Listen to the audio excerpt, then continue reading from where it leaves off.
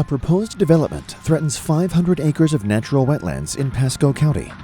If approved, this project will destroy the rural fabric of the local community and endanger lives. The Cypress Creek Preserve is an area of protected wetlands, a dynamic ecosystem with natural waterways. Nearby are the semi-rural communities of Quail Hollow and Angus Valley. These communities are part of the Cypress Creek watershed, which means excess water in the area feeds into the wetlands downstream and into Cypress Creek. If the flow of water is obstructed, it can cause severe flooding in the upstream areas and devastate the surrounding community. For decades, both Quail Hollow and Angus Valley have suffered from this very problem. As tributaries clog with debris, the floodwaters rise. In 1998, large sections of road were ripped out and washed away by stormwaters. Whole areas were cut off to police and emergency medical services for months. These communities depend on the wetlands to drain and filter their stormwater. Unfortunately, this 1,000-acre stretch of vacant land is exactly where a development company called Soho Dayflower plans to build nearly 1,500 homes. If the Soho development is successful in rezoning this land, acres of highly sensitive wetlands will be lost forever. The new construction will obstruct the natural flow of the watershed, causing more frequent flooding, not only for Quail Hollow and Angus Valley, but also for the many unsuspecting new homeowners in the Soho development itself. Increased traffic from the Soho Dayflower project will also create major road safety issues. Because of its isolated location, there is no ideal way to access the 1,000-acre proposed development. Future residents would be forced to cut through the narrow streets of Quail Hollow and Angus Valley in order to access the new development. The roads in this area are narrow with no shoulders, no sidewalks, and are often cracked and pitted. A blind curve lies just outside this narrow lot on Mangrove Drive, which was bought by Soho to serve as its project's southern access point. Dangerous blind curves such as this can be found throughout the area and present a life-or-death risk to motorists. In February 2021, a two-car fatal accident occurred at a blind curve just outside Quail Hollow Elementary School.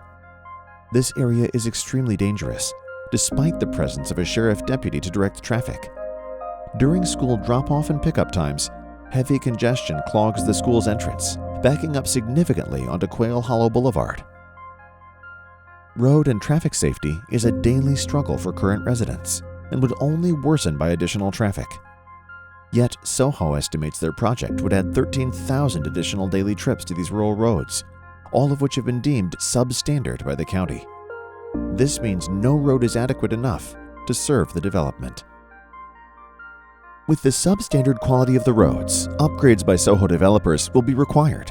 There may be need to acquire easements along the only two access routes, Dayflower Boulevard, Quail Hollow Boulevard, Sandy Lane, and Mangrove Drive, in order to install underground utilities and widen the narrow streets.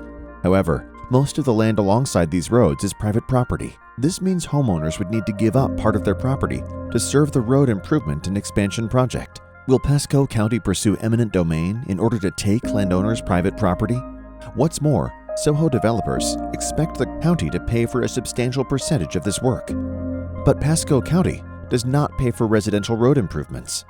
Therefore, the county's portion will be paid by the other property owners in the communities surrounding this project. This means the citizens of Quail Hollow and Angus Valley will pay for a project whose sole purpose is the financial gain of Soho Dayflower.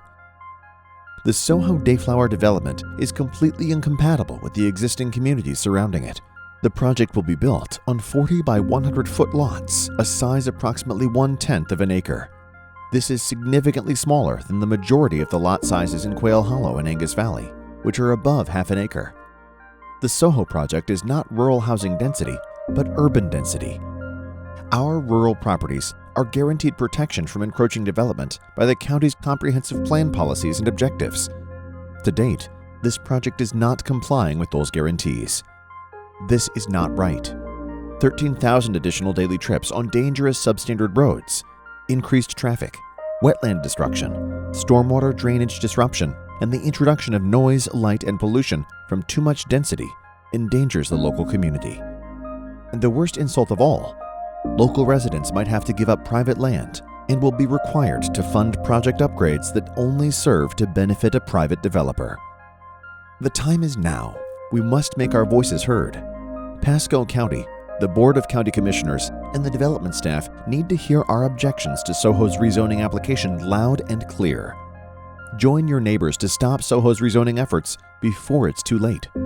Sign the petition at stopsoho.com. Thousands of concerned citizens have already joined the fight to protect our community. For more information and live updates, go to stopsoho.com.